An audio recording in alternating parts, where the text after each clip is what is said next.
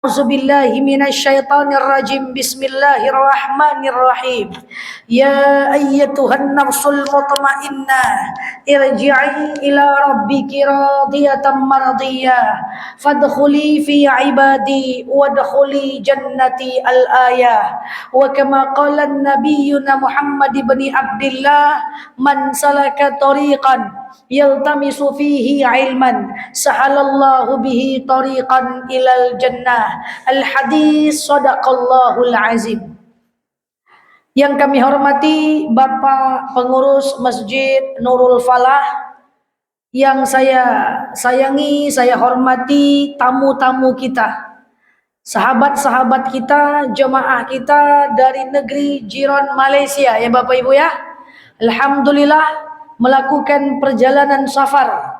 Kita merasa beruntung Bapak Ibu, Masjid Nurul Falah dikunjungi oleh sahabat-sahabat kita sesama Islam untuk berhadir. Semoga dengan kunjungan sahabat-sahabat kita dari Malaysia membawa manfaat buat jemaah dan semua jemaah mendapatkan keberkahan atas kunjungan ini. Allah amin, Allahumma amin. Di mana Rasulullah SAW memang pernah bersabda, "Man kana yu'minu billah wal yaumil akhir falyasil rahimahu." Siapa yang cinta Allah, cinta hari akhir, pereratlah silaturahmi. Dalam hadis lain, siapa yang cinta Allah, cinta hari akhir, muliakanlah tamu. Masya Allah, Bapak Ibu, kami ucapkan ahlan wa sahlan buat Bapak Ibu dari negara jiran Malaysia.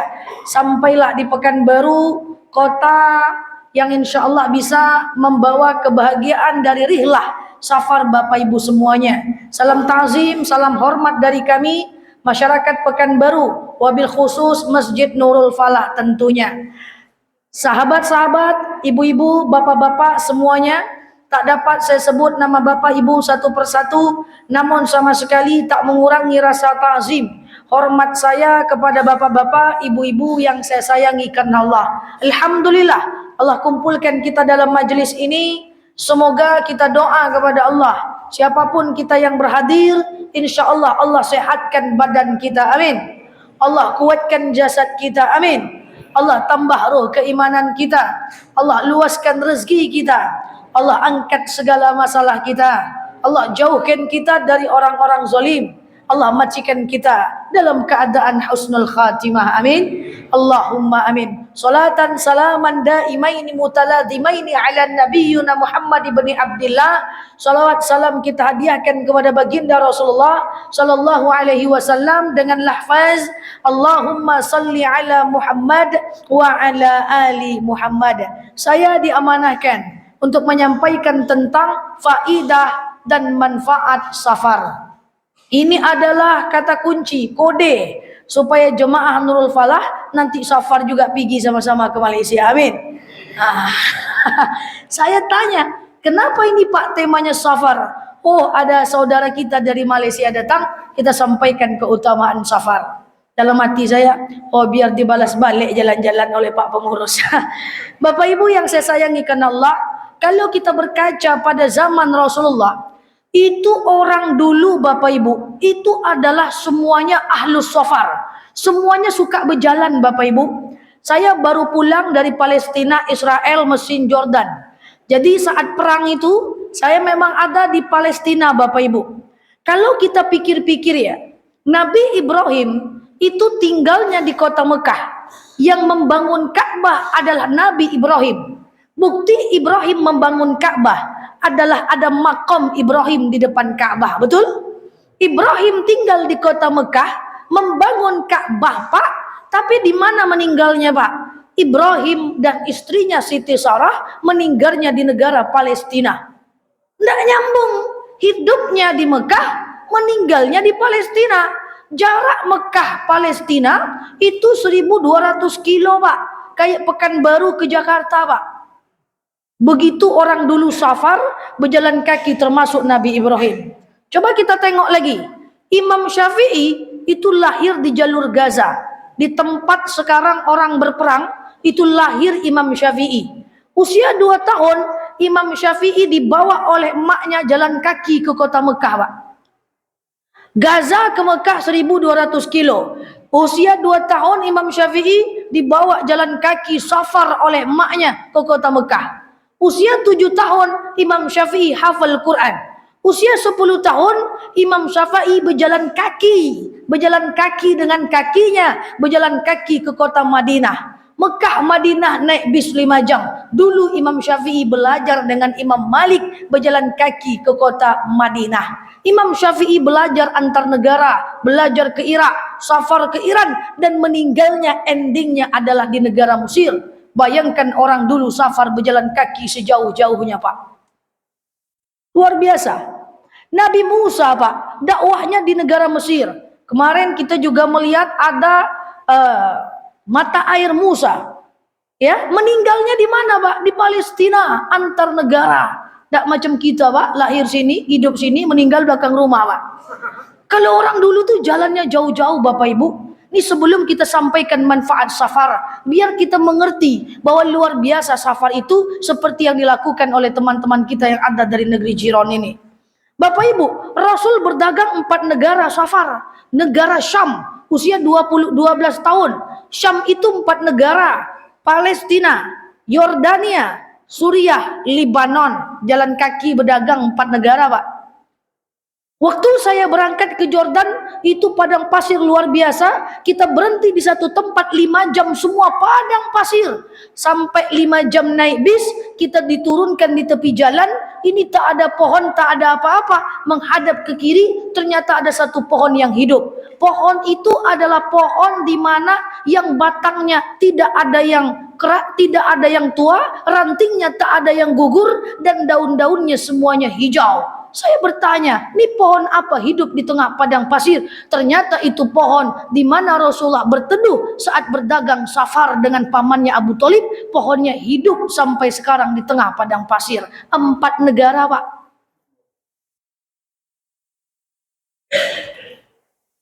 Jadi setelah ini harus safar, Pak. Kalau kita naik ke Gunung Sinai, di paling bawah Gunung Sinai, saya naik Gunung Sinai 7 jam jalan kaki. Gunung Sinai, Mesir, semenanjung Sinai. 1,5 jam naik unta. Di bawah Gunung Sinai ada makam Nabi Harun. Di tengah Gunung Sinai ada makam Nabi Ilyas. Di ujung Gunung Sinai, di atas Gunung Sinai, itu ada goa di mana Nabi Musa bertemu dengan Allah Subhanahu wa taala 40 hari 40 malam di atas Gunung Sinai. 7 jam saya jalan kaki naik turun Gunung Sinai. Pertanyaannya, sejauh itu Nabi Musa safar ingin bertemu dengan Allah Subhanahu wa taala. Kaki sakit, Pak. Orang dulu jalan kaki, Bapak Ibu. Imam Syafi'i punya puluhan orang guru, belajarnya antar negara. Masya Allah, tabarakallah. Maka inilah manfaat safar. Bapak Ibu yang saya sayangi karena Allah, orang dulu meninggalnya di mana, hidupnya di mana, itu jalan kaki pakai unta, Pak. Unta itu, Bapak Ibu, unta itu lebih pelan pula pada kita jalan lagi, Bapak Ibu. Bisa mereka safar sejauh itu.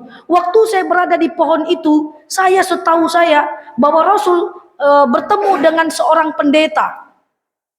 Abu Thalib dan Rasulullah sembunyi di bawah pohon itu. Saya tahu kisahnya, tapi saya nggak tahu apa tempatnya. Saya tanya, apakah di sini Rasul ketemu dengan pendeta? Ya, pendeta Bukhoro namanya.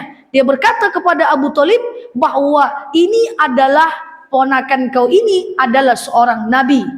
Waktu itu dari Irak sampai ke Jordan Nabi jalan kaki masuk ke Laut Merah ingin pulang ke kota Mekah. Saya bercanda tanya sama tour guide, mana kota Mekah? Dia cuma bilang gini, Pak, tuh di situ, entah di situ-situ mana.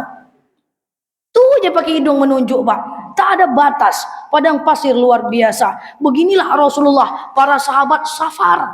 Itu dilakukan. Abdullah pergi berdagang safar. Sekarang Bapak Ibu kita semua enak kalau safar ya. Ada WhatsApp, ada telepon. Kalau dulu enggak. Suami pergi safar, pulang alhamdulillah, enggak. Suka hati lah. Dulu Siti Aminah waktu melahirkan Rasulullah Sallallahu Alaihi Wasallam, suaminya lagi safar. Ternyata enggak pulang-pulang. Makanya riwayat mengatakan makam Abdullah di mana tak tahu. Karena dulu orang safarnya jauh-jauh, Bapak Ibu. Masya Allah, tabarakallah. Maka alhamdulillah, kita safar dekat, kita naik bis, kita naik pesawat, semoga Allah berikan rezeki banyak, kita bisa melihat banyak tempat, banyak negara, banyak ilmu, sehingga kita mindset berubah, ilmu makin banyak, saudara makin banyak, insya Allah. Jadi kalau kita bahas itu ya, waktu Fir'aun mengejar Nabi Musa, itu terjebak di Laut Merah. Mau kemana Nabi Musa berjalan kaki ke negara sebelah Palestina Al-Aqsa, antar negara. Itu zaman dulu, Pak.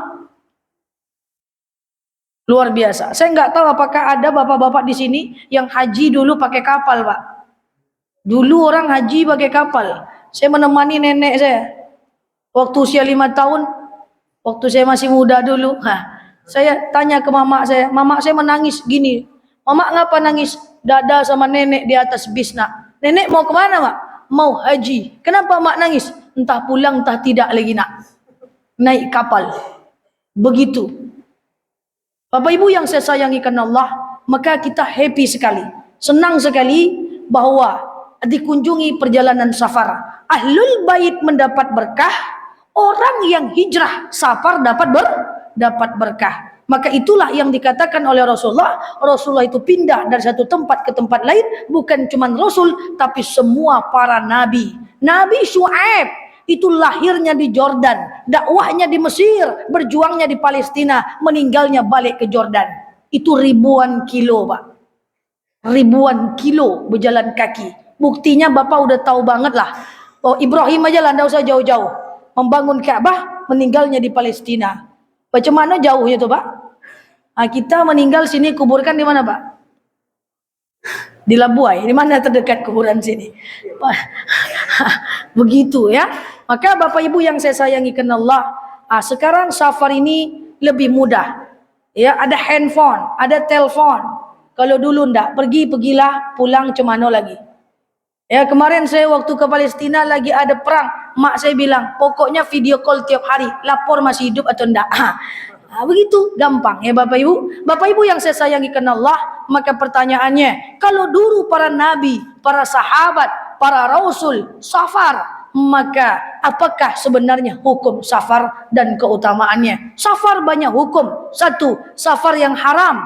Apa? Yaitu safar untuk mengunjungi tempat-tempat maksiat. Tentu kita tidak ke situ. Setuju? Maka jangan pula orang Islam memang safar ke Vatikan, berfoto masuk pula gereja. Jangan. Saya juga safar ke Vatikan, ke Roma, tapi tak boleh masuk gereja. Tidak boleh kita ikut pula masuk ke dalam. Haram, tak boleh. Hanya sekedar ilmu saja. Okey? Hanya sekedar ilmu saja. Kemarin ada jemaah safar ke Mesir, nengok piramida, makam Fir'aun.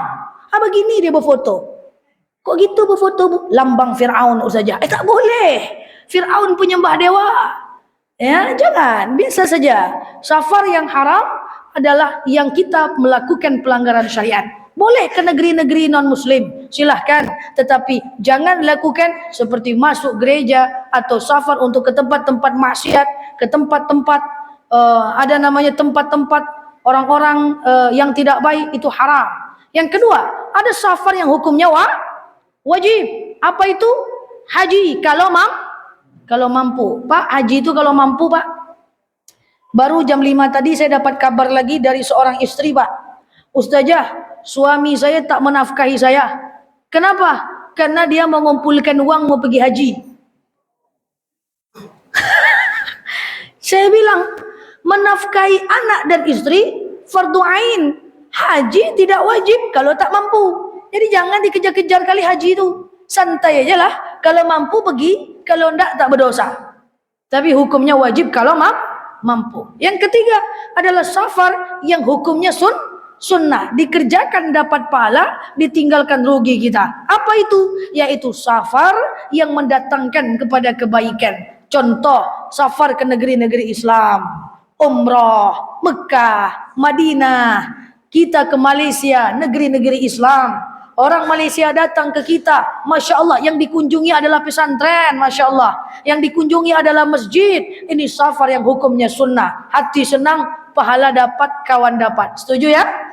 Nah, ini safar ke negeri-negeri Islam. Ada rezeki boleh pergi safar ke Turki misalnya, ke Jordan, ke Aqsa dan seterusnya. Kita berdoa ini, semoga Allah mampukan kita untuk mengikuti jejak para Rasulullah, tapi dulu memang jalan kaki. Jangan setelah balik dari pengajian ini, Bapak Ibu langsung salah ambil kesimpulan. Kalau gitu aku kayak Rasulullah dan Nabi Musa jauh saja, berjalan kaki ke Mesir. Jangan. Kenapa jangan saja? Kan Rasulullah seperti itu. Jangan. Taghairul ahkam bitaghairiz zaman wal makan. Ada kalanya hukum berubah kalau keadaan berubah. Boleh saja. Itu safar yang hukumnya sunnah.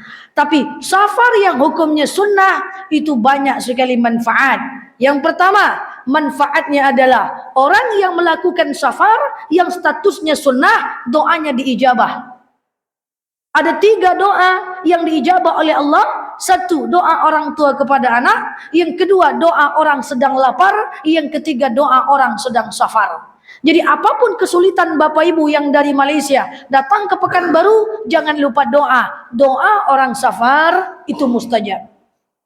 Nah, jadi Pak, kalau ada keinginan pergi jalan lupa berdoa di tengah jalan doa. Nah, insyaallah doa mustajab. Hadis sahih. Iya. Yang kedua, Bapak Ibu yang saya sayangi karena Allah, apa manfaat safar? Safar menyebabkan kita bisa mengamalkan sunnah yang tidak bisa kita nikmati saat kita di tempat tanah air. Apa diantaranya? Yaitu menikmati kemudahan Allah dalam hal misalnya jamak qasar dalam sholat. Menjamak sholat. Emang bisa Bapak Ibu jamak sholat di Pekanbaru aja? Tak bisa. Bahwa jamak qasar itu adalah amal yang bisa kita manfaatkan saat kita dalam keadaan safar. Hadiah dari Allah, bonus dari Allah. Caranya gampang, niatnya gampang, pahalanya besar. Kalau mau diambil boleh, tidak juga tidak apa-apa. Makanya saya Bapak Ibu ceramah tentang jamak qasar tak selesai-selesai. Jemaah tidak mengamalkan. Kenapa? Karena tidak berjalan. Berjabu-jabu saya. Ustazah jamak qasar, niatnya apa? Mana takdim, mana takhir? Sengaja aku jamak qasar takdim. Saya sudah 6 kali jelaskan di masjid nih. Kenapa tidak paham juga? Tidak berjalan saja. Semua di YouTube saya, di TikTok saya, di sosmed semua saya sampaikan jamak qasar. Tapi tak paham-paham, tidak berjalan. Makanya pergilah berjalan, baru bisa diamalkan. Setuju? Nanti pas berjalan kami teringat ceramah ustazah.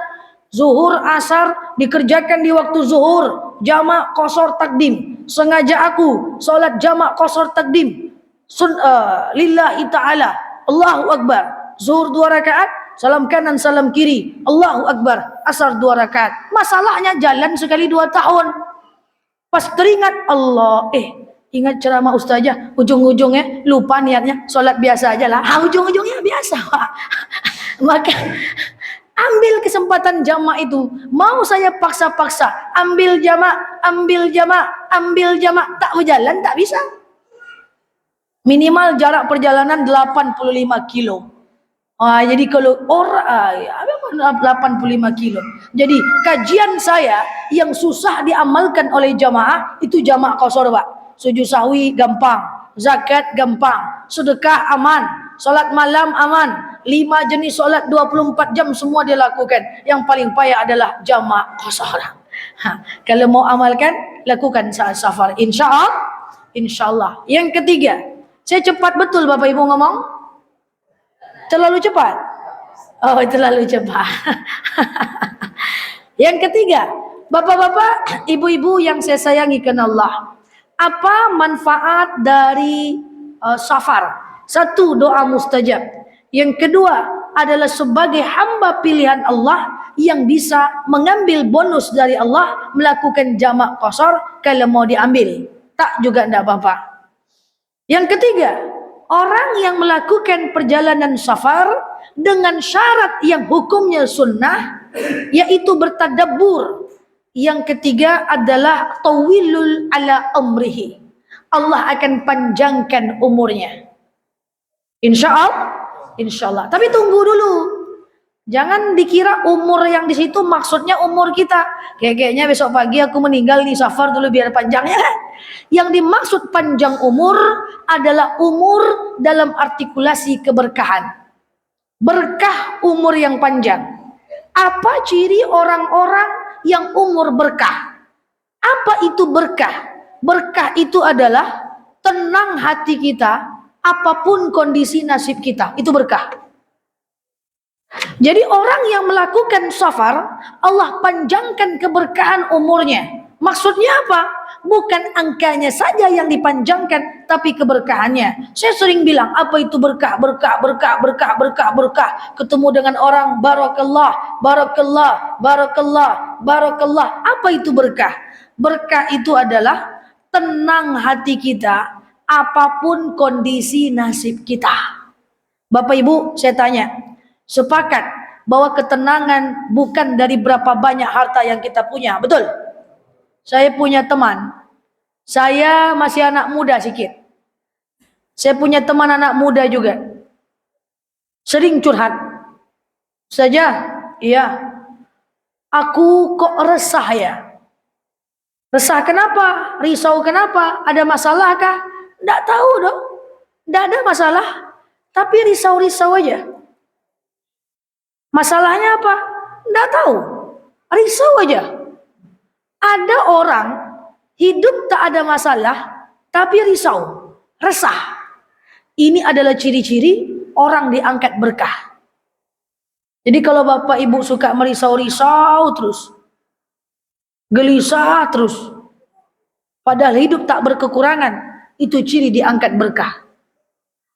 Kemarin saya ceramah di Alam Mayang. Saya menengok ada suami istri bawa 4 orang anak di atas motor. 2 depan motor Beat, lalu ada bapaknya, ada anak lagi 2 kecil-kecil, ada ibunya paling belakang. Ibunya itu udah macam Spiderman, tak muat lagi kursinya, udah menggantung. Saya penasaran, kemana lah mereka berempat nih Pak, berenam Pak. Rupanya mereka masuk Alam Mayang. Saya ini orangnya penasaran, ingin belajar dari orang-orang seperti itu Pak. Saya ceramah di Alam Mayang. Mereka mutar, beli tiket mereka mutar. Saya ikut mutar juga. Padahal jemaah saya udah nunggu Pak. Saya mutar juga. Saya tengok dari jauh Pak. Masya Allah. Pelajaran yang paling berharga. Mereka bentang tikar dari kertas koran. Mereka buka nasi bungkus, cuma beli 2 nasi bungkus Pak. Mereka makan berenam, 2 nasi bungkus, makan berenam. Saya perhatikan dari jauh apa yang dilakukan. Ternyata anaknya main ame-ame, istrinya ketawa, suaminya bahagia, menggendong anak, main nasi bungkus 2 Pak. Dalam hati saya, la'allakum tatafakkarun. Kalau kita mau berfikir menengok akhlak manusia seperti itu, ya Allah, sebegitu berkahnya hidupnya. Udah mau terjatuh istri, tak ada lagi tempat. Ternyata nasi bungkus cuma 2. Sebegitu bahagianya mereka. Itu berkah Pak. The real berkah. Coba Bapak lihat, ada orang-orang yang suka bawa gerobak-gerobak tengah malam. Entah dia nyari karton, entah dia apa, kita tidak tahu Pak. Tengah malam dia pulang, anaknya ditaruhnya di gerobak sama istrinya. Di atas gerobak Pak, tak mandi dari pagi, tapi mereka bahagia di atas gerobak. Berapa banyak saya mendengar rekan, sahabat, semuanya di dalam mobil mewah bertengkar berantu-antu. Itu ciri nggak berkah. Aku yakin, percaya, saya dakwah sudah 20 tahun Bapak Ibu. Orang bilang saya muda, tapi saya dakwah sudah dari kecil, 20 tahun. Jamaah saya sudah senior, sudah seumuran Bapak Ibu. Saya sering belajar dengan jemaah. Saya cari nenek jemaah saya. Boleh saya bertanya, ada apa Ustazah? Nenek kan udah lama hidup. Nenek udah hidup 70 tahun. Saya memang ustazah, tapi tolong sampaikan sama saya. Udah 70 tahun usia nenek. Apa sih yang kita cari sebenarnya di dunia ini, Nek? Apa kata nenek itu? Dia bilang, yang kita cari di dunia ini Nak adalah ketenangan. Tenang, bahasa Arabnya adalah barokah. Barokah definisinya, tenang hati kita apapun kondisi nasib kita. Dan safar bisa membuat kita berkah hidup, tenang hati kita. Insya Allah. Itu connect Bapak Ibu. Kalau kita perhatikan masyarakat, memang kita harus berpikir banyak. Baru tadi jam 2 siang, saya cerita aja Bapak Ibu, karena saya ini suka mikir. suka mikir. Saya nengok bapak-bapak tua naik motor, lampu udah ndak ada, mungkin remnya udah blong Bapak Ibu. Suruh berhenti saya nampak. Saya tengok bapak-bapak 7 menit. 7 menit. Oke.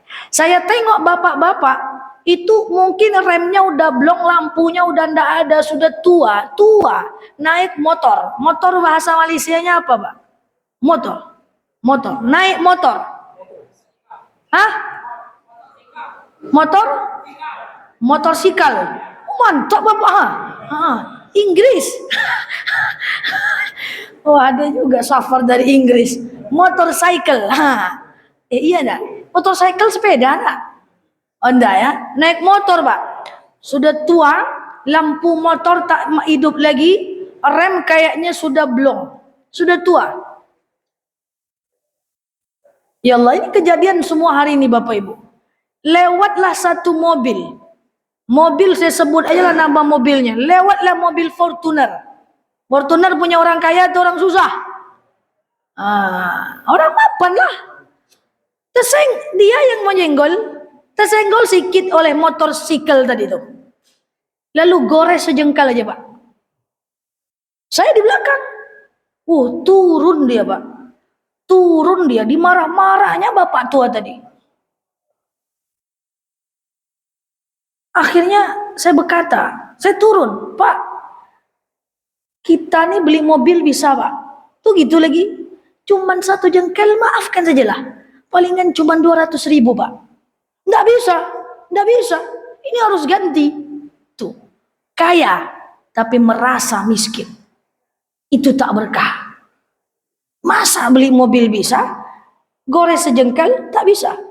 Itu ciri-ciri orang yang tak berkah. Dia punya banyak harta, tapi merasa susah.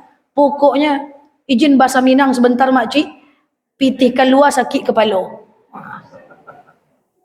Tak masuk. Akhirnya, ya udah saya selesaikan. Ya udah Pak, kalau Bapak mau itu udah selesaikan, tinggalkan Bapak ini. Dia pergi, dia ambil duit itu, dia ambil uang itu. Artinya apa? Disitulah la'allakum tatafakkarun. Kita harus banyak mikir Bapak Ibu. Bahwa itulah berkah, itulah. Saya pernah orang menabrak saya. Pecah kaca mobil saya. Dia lari, saya kejar naik motor. Saya kejar dia saya mobil. Dia tabrak saya, dia lari. Saya kejar. Saya ngejar bukan karena saya mau minta ganti. Tapi karena saya mau bawa dia ke rumah sakit. Tapi dia takut. Saking banyaknya orang jahat di dunia ini kurasa. Akhirnya dia diberhentikan oleh salah seorang yang ngomong kayak gini, udah berhenti aja, itu ibu baik. Akhirnya saya turun, mobil saya udah pecah kaca. Saya bilang, kamu ke rumah sakit, kelingking patah. Dia minta sinsei, saya bilang udah operasi aja, saya selesaikan. Saya kejar dia, ke rumah sakit kamu, ke rumah sakit. Hanya berlari takut minta ganti. Berarti banyak orang pakai mobil macam itu Pak. Jadi kok tersinggung? Enggak ya? Aman ya? Jadi seperti itulah. Berkah itu adalah tenang hati kita apapun kondisi nasib kita. Saya kejar dia supaya dia ke rumah sakit. Dia mengira saya mengejar dia meminta ganti. Bayangkan. Itu kejadian nyata. Jadi inilah. Semoga kita semua ini hidup berkah. Sedikit merasa berlimpah. Insya Allah. Sedikit merasa berlimpah. Kita belajar dari Khadijah. Waktu dia kaya, rendah hatinya. Waktu dia susah, lapang hatinya. Islam siap kaya, berani miskin. Kalau kaya, rendah hati. Kalau susah, lapang hati. Kita kejar keberkahan dengan safar, dengan baca Quran, dengan hijrah, dengan silaturahmi. Insya Allah. Bapak-bapak, ibu-ibu yang saya sayangi karena Allah. Yang pertama, tadi safar adalah apa tadi? Lelupo gaji. Diijabah doa. Yang kedua, panjang umur. Yang ketiga, ditatangkan ketenangan hati dan keberkahan. Terakhir sebagai penutup yang keempat, kalau kita melakukan perjalanan safar, maka insya Allah kita punya saudara baru, punya kawan baru, bahwa dalam agama Islam sesungguhnya persaudaraan bukan saudara sedarah yang paling utama, tapi yang se-Islam. Karena sedarah bisa jadi musuh di akhirat. Tapi kalau se-Islam dan sama-sama beriman, bisa jadi penolong di akhirat. Betul? Ini saya mohon maaf Bapak Ibu. Sekarang Bapak punya anak. Sekarang sayang sama anak. Tapi kalau bapak tak suruh anak bapak solat, di akhirat dia yang akan mengejar bapak dan menjadi hakim. Innallaha akamul hakimin, dia yang akan masukkan ke neraka. Itu kalau anak. Sekarang bapak adalah bapak, istri tak mau pakai jilbab, di dunia sayang-sayangan, di akhirat saling menuntut minta pertanggungjawaban. Tapi kalau kita cuma berteman sesama Islam, kita safar punya banyak kawan, tapi seiman kita saling menolong di akhirat. Maka saudara yang paling benar adalah saudara satu pengajian, satu majelis ilmu, mencintai karena Allah, bahwa sejatinya saudara yang kita bilang di dunia ini belum tentu di akhirat jadi saudara, karena Allah pernah berjanji innallaha ahkamul hakimin. Bapak dengan saya, jemaah saya semua dengan saya, sekarang memuji-muji saya, Masya Allah, tabarakallah, Ustazah Nela muda, suka dakwah, mantap ceramah, mantap di online, di dunia Pak. Kalau yang saya sampaikan itu adalah salah, di akhirat semua akan menuntut saya. Maka persaudaraan yang paling baik dalam agama Islam adalah semajlis ilmu, se-Islam, sesilaturahmi, seiman, seagama. Inilah yang nanti akan Allah pertemukan dalam surga. Amin. Bayangkan tuh, kita lagi mau masuk surga, anak kita menuntut kita masuk neraka. Tapi saudara seimanlah yang akan menyelamatkan kita. Banyak minta-minta doa kepada kawan-kawan seiman, karena saudara yang sebenarnya adalah orang-orang yang seiman. Ahlul masjid, ahlul musalla, dan ahlus safar. Insyaallah. Demikian dari saya. Nanti kalau panjang betul pula ditanya sama anak di rumah, apa ceramah ustazah? Tak jelas, penting merah bajunya. Itu pula nanti kan. Demikian. Allah alam bisawab. Mohon maaf lahir dan batin. Salam takzim saya kepada saudara-saudara saya dari Malaysia. Semoga kami dapat pula menyusul ke sana insyaallah. Allah alam bisawab. Assalamualaikum warahmatullahi wabarakatuh.